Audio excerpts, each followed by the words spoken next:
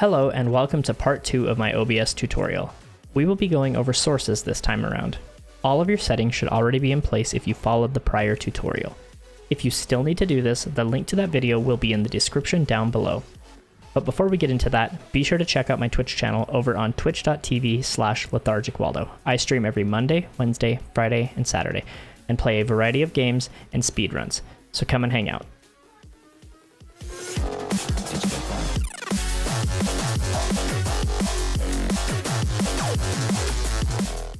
Okay, before we get into scenes and sources, I did forget to mention one setting that I use that I find incredibly useful. If you head to the top, you will see View, Docs, and Stats. That will put this stat box here at the bottom, and this is incredibly useful for troubleshooting if any issues you might be having while you're streaming, verifying if you're dropping frames, so on and so forth. Definitely be sure to add this. Okay, with that out of the way, we will be going over scenes. There isn't too much here to go over, but each scene basically acts as a blank canvas. This will allow you to have multiple types of screens ready to go without needing to adjust anything while live. For example, a few scenes I have set up are a starting soon screen, one specific to Resident Evil, retro gaming, be right back, raid time, pretty much anything you can think of you can do here. This type of setup adds a certain level of professionalism to your stream and is definitely something I recommend learning how to use effectively. Alright, so here's how you add a scene. You can go ahead and click this plus sign, and this will bring up this dialog box. From here, you can just name it whatever you like. We'll call this one BRB. This will give you another blank canvas to work with, and you can have as many of these as you like. So we'll call this one raid, so on and so forth. Kind of whatever you want to do here. You'll kind of get the feel of it as you go and as you stream more. So just kind of mess with this as you're going along, and I'm sure you'll come up with something pretty cool. All right, now that we've gone over scenes, I'm actually going to backpedal a little bit, and we're going to go over audio for a second. You should have already added your audio in the settings from the video prior to this. One thing you'll want to do is just make sure you click right here on this little check mark, go to Advanced Properties, and you may need to check this mono box right here if the audio is only coming out of one headphone. Just something you'll want to check, as some condenser microphones and audio interfaces do have this happen. So just do a quick recording and verify. Next, we'll be going over browser sources. This is probably one of the most useful tools in OBS, as it allows you to import website data such as chat, goals, alerts, etc., or even a local file. This calls back to a Stream Elements alert tutorial I released a little while back. I will link that in the description down below. We configured the alerts on Stream Elements, and now we're going to import them into OBS. Here's how. The first thing you want to do is click the plus sign, and then just select Browser. That will give you this Create Select Source. Just go ahead and name it whatever you want and click OK. Once you create it, you'll be met with this screen. What you'll need to do here is just find the URL for whatever you're wanting to import. So in this case, we're going to import the alert widget. To do that, we'll come back over to Stream Elements, click these three little dots, copy URL, come back to OBS, and just paste it right in here. That will drop the URL there. I'm going to go ahead and blur that so you can't see it. And the way that I set this up, you need to put the width and height at 1920 by 1080. But this will vary depending on each browser source, so just kind of look at how you configured it and follow those directions. Now that we've done the URL, the width and the height, custom frame rate, control audio via OBS, I don't worry about, and pretty much everything else I just leave as default. The only thing that's really useful is refresh cache of current page, as occasionally these sources will get stuck and you'll need to refresh them. You can go ahead and click OK now, and it will disappear because we don't have any active alerts coming in, but it is working. All right, next up is color source. This one is about as straightforward as it gets. You create a block of color based on the color you choose. This is really handy for all sorts of things. I typically use it for like opaque chat backgrounds. You can use it really for anything, just kind of experiment with it. It has a ton of uses. After that is display capture. It's exactly what it says it is, and it will capture the display of your choice in that display's native resolution. Be sure to resize this to your desired size to reduce any cropping or anything like that. Let me go ahead and throw the source up for you really fast. Not browser. Display capture. Once you do that, you'll notice you have a couple options: display and capture cursor. Capturing cursor is really useful if you're trying to show something off in a browser or application, but other than that, this is incredibly straightforward. If you're in my type of situation where you have a much larger display than what your canvas is, you can go ahead and click, you can right click it and select transform, fit to screen, or you can do Control F and that will fit it so it fits perfectly. Kind of mess around with it, find a size that works for you and go from there. All right, before we move on to game capture, we're gonna go ahead and get rid of this display capture source. This is something you're gonna wanna know how to do anyway, so just go ahead and highlight it, click delete, and then just say yes here to remove it. That way we can kind of work with a little less chaos. Now that we've cleaned things up a little bit, let's go ahead and add a game capture source. Same deal, come down here, click the plus sign, go to game capture, go ahead and click OK here, and you're gonna see a few options. Mode, SLI crossfire, force scaling, scale resolution, allow transparency, limit capture frame rate, capture cursor, use anti-cheat compatibility hook, capture third-party software overlays, and hook rate. The only things that I change in this are the mode. I prefer using capture specific window because a lot of the other options, the automatic options, don't tend to work very well. Especially the full screen application, if you're trying to play a game in windowed mode, it just will not capture it. So I recommend not using that. The foreground window with hotkey I've never personally used because I don't use hotkeys, so it might work great, but for me and my specific use case, capture specific window is the best, and that will actually give you a few extra options. Window and window match priority. Window, pretty straightforward, just select whatever application you want to display. It typically needs to be a game. A lot of random applications like Premiere or Photoshop typically don't get captured this way. So just make sure you're trying to capture a game. We'll go over window capture later.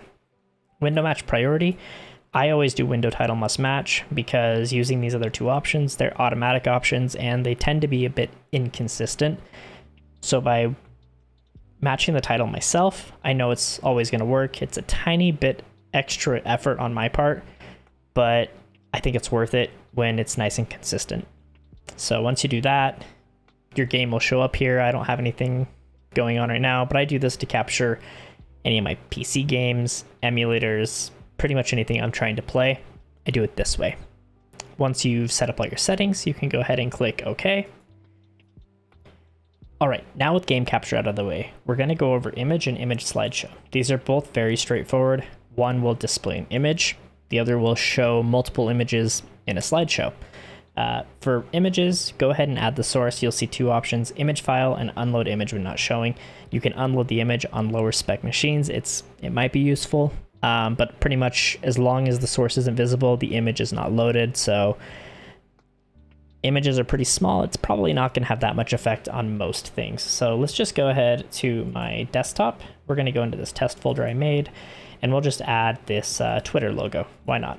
By the way, you can follow me on Twitter right here at twitter.com/lethargicwaldo. And that's it. It's just an image. You can move it around. You can resize it. You can do whatever you want here. And then for image slideshow, we'll go over that as well. Instead of adding a specific file, you'll add a folder. And to do that, you'll see the image files box down here. Click the add directory.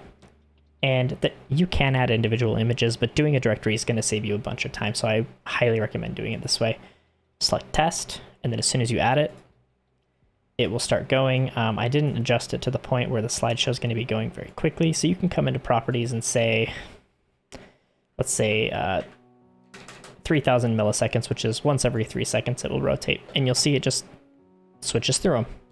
You can have it slide, you can have it fade, you can do all sorts of stuff. So pretty cool stuff, especially if you have socials like this. Makes it nice and easy.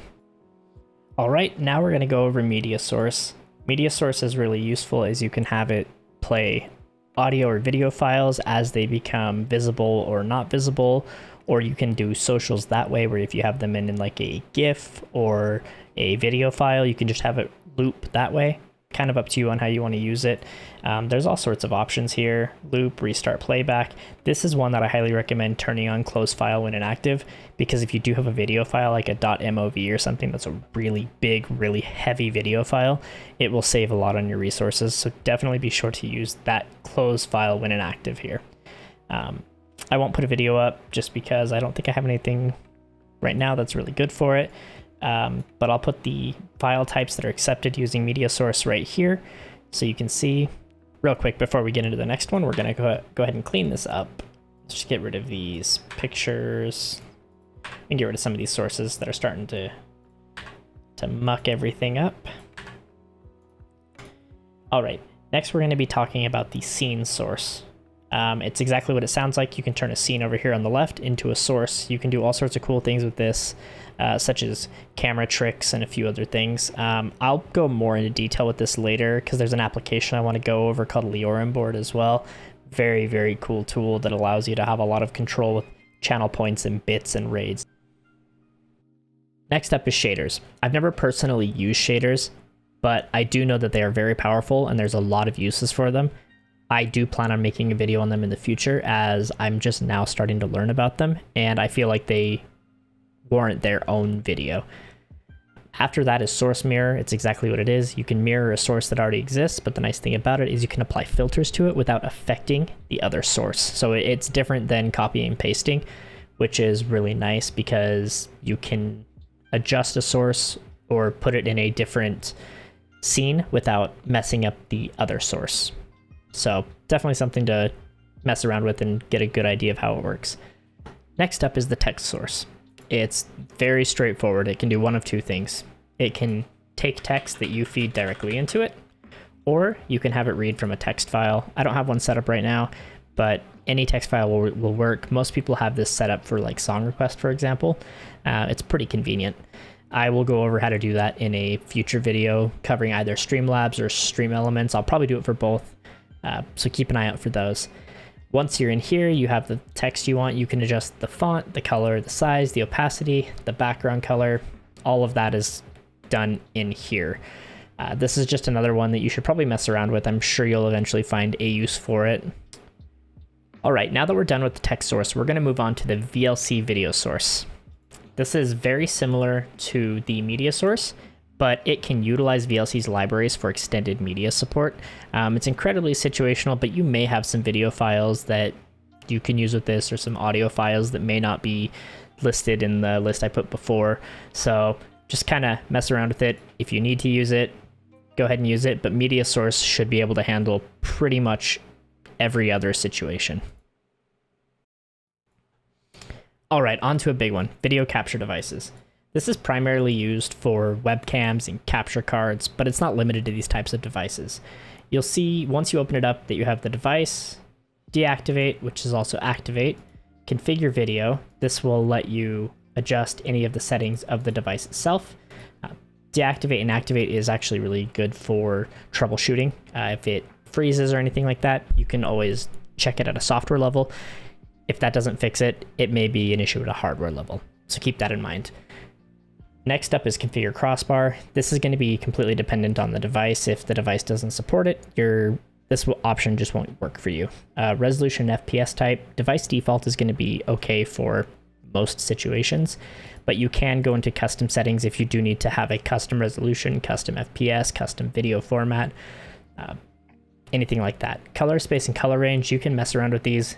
I usually don't have much of an issue with default, but occasionally I will adjust the color range to full to get a little bit more vibrant and bright colors.